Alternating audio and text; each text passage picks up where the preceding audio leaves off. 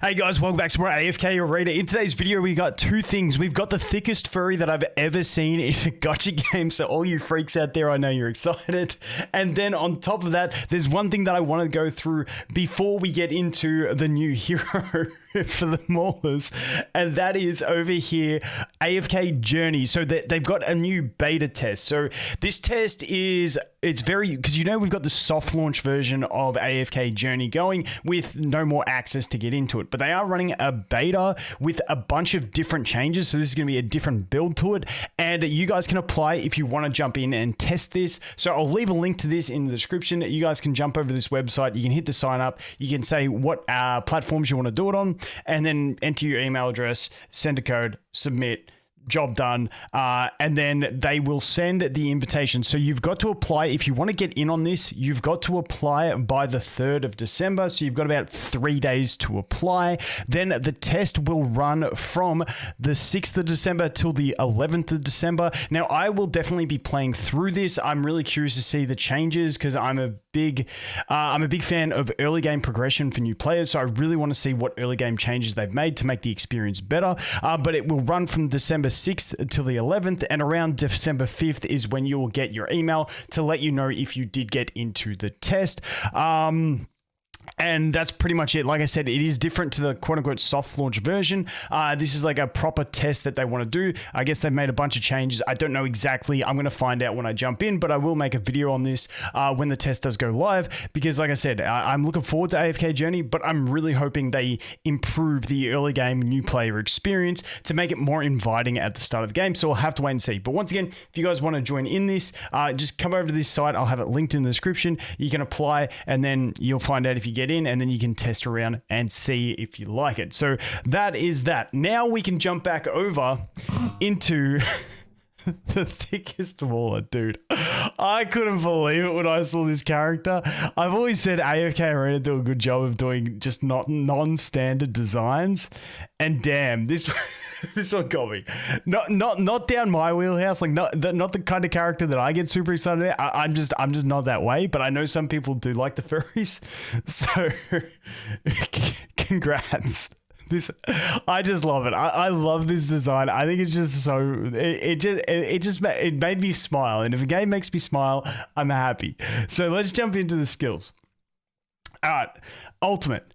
At the start of battle, whips a gyro. So this is like, it's got a sort of a passive, which is used at the start of battle portion, and then an active portion when you use the ultimate. At the start of battle, whips the gyro and sends it bouncing between enemies, with each hit dealing damage equal to 240% of her attack rating. After landing a max of 5 hits, the gyro returns to her, and her following normal attacks will launch the gyro to attack the enemy. Active. Vika infuses her whip with divine power and applies Phantom Totem to the gyro, creating 3 Phantom Gyros that attack the enemy with the lowest health, with each gyro dealing damage equal to 360% of her attack rating. So pretty decent damage, not too bad in that one. This bit, when we look at the skill ups, when it talks about the speed of the gyro, it will get into the speed with one of her later skills. But the faster the gyro is spinning, the more Phantom Gyros are created, up to 2 additional Phantom Gyros. So you can get a decent multiplier, and then we go up to a 400% multiplier, which isn't too bad on those Phantom Gyros, considering you can produce up to 5 of them, 400 each, pretty decent multiplier.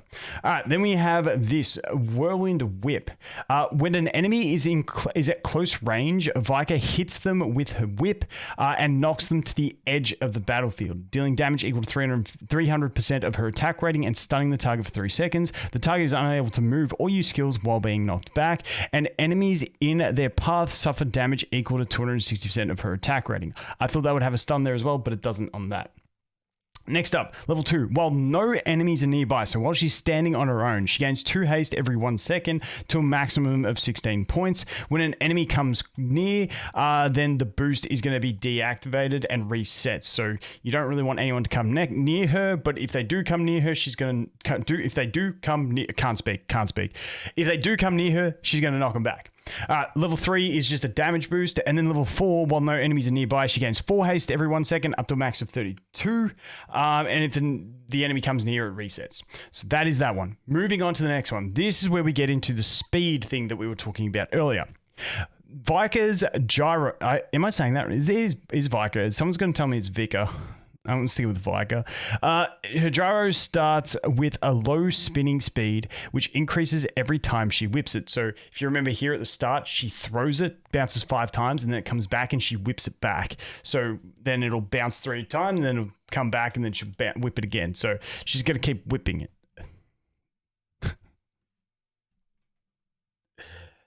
Whip it good. Had to say it. Couldn't get away without it. Anyway, so medium speed. So I'm tipping at the start, it might be slow, and then after one whip, it goes up.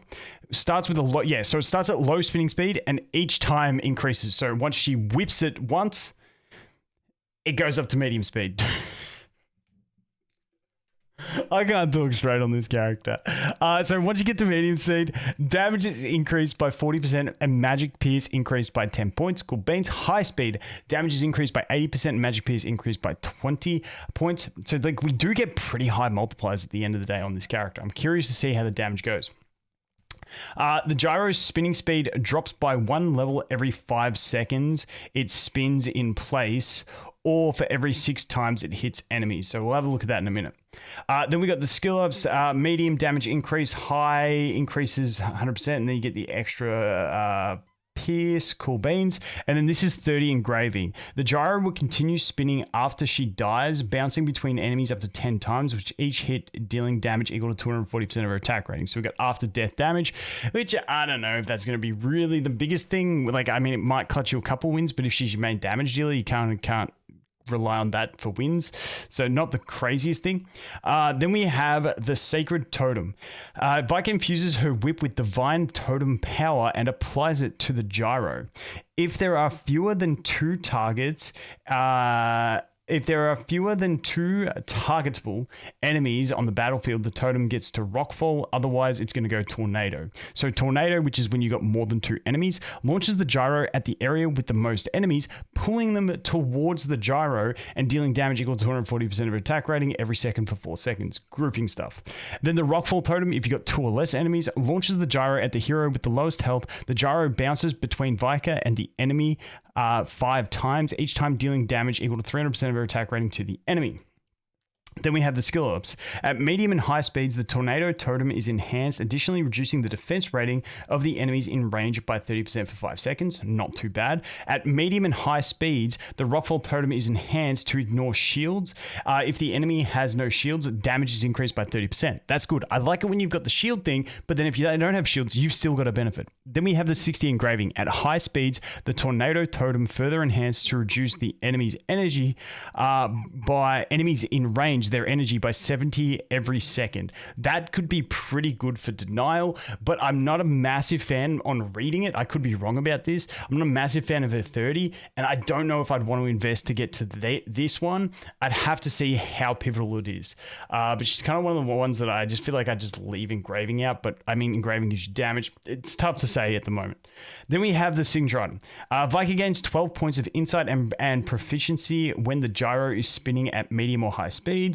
Goes up to 24 points when it's at medium, when it's spinning at high speeds only. Every time Vika whips the gyro, nearby enemies will be stunned for 2 seconds, but you don't really want nearby enemies because you want her to be on her own to be getting those benefits. So it's kind of one of those iffy ones to me on that. And then at level 30, the gyro's spinning speed only drops by 1 level for every 8 times it hits enemies. With every hit, Vika's attack rating is increased by 10% for 7 seconds for a max boost of 50%. I mean, that's not bad if she is having solid damage. Then for the furniture. If the gyro hits a stunned enemy, then any other enemies it hits within the next 6 seconds are also stunned for 1 second. So you got a bit of an interrupt on that. And then at medium or high speeds, each hit landed on an enemy deals additional strike of damage equal to 90% or 180% of her attack, respectively. So if it's medium speed, it's an extra 90. And if it's high speed, it's an extra 180. So she's one of those ones where all of her enhancements, being the engraving, signature item, and exclusive furniture, they're like, they feel like icing on the cake. They don't feel like must-haves, but I'm not sure if you don't have them, whether she's just going to be like absolute wet noodle. Let's face it, if you're a complete endgame player playing since launch or something like that, like you're going to need all that investment to have her anywhere near the rest of your account anyway. But they just feel like I feel like getting those is going to feel bad on her. Is just the thing I get. But it also means she's still functional without them, maybe like to some sort of capacity. We'll have to wait and see. But let's jump into the trials and take a look. All right, let's put on 1x speed. So you can see the gyro goes, and then she whips it back. And so like, wait, let's just retry that because let's go in. So you'll see at the start she does the passive thing from her ultimate where she throws it, and then as soon as it comes back and she knocks it back, that's when she does her one that does the vortex thingy. I thought if it was 2 or less, it was supposed to do it the other way. But then that her ultimate where she did the phantom ones. I mean, the gyro thing's pretty cool. I'm not gonna lie, I do like. Yeah, so there's her ultimate where it gets all the phantom ones. I mean, it's pretty cool, and she does the grouping thing pretty often. I'm really unsure. Let's do this at high speed and see what it looks like. Pew, pew, pew, pew, pew. Whoop. All right, that's cool. Let's go over here. And let's see what we can do. Let's see what our grouping capabilities are like. So let's just put tank. Let's just go 3 maulers for now. I just want to see how this goes. I always like creeping up the amount of characters in this thing. Okay, so they got grouped over there. Warwick's already dead. Oh, she's getting really restrained. I mean, it's always too hard to tell on this thing. It's always too hard to tell. But I feel like she's got a decent amount of multipliers to be good. I just don't know if she's going to be like bonkers because now we have awakened heroes, cell hypos, dimensionals that are sort of taking over. And I don't know if she can fit into that Scarlet mold of being like a I don't think she's going to be boss. Maybe because all those phantom ones will go onto the same enemy. I'm honestly, you guys let me know what you think. I'm unsure on this character, but Thick Mauler, there you go. Furries rejoice. But once again, guys, don't forget, if you do want to apply to get into the new test for AFK Journey, I'll leave that link in the description. Go ahead and sign up if you want to. As always, thanks for watching. Hope you have an awesome day, and I look forward to seeing the next one. Cheers.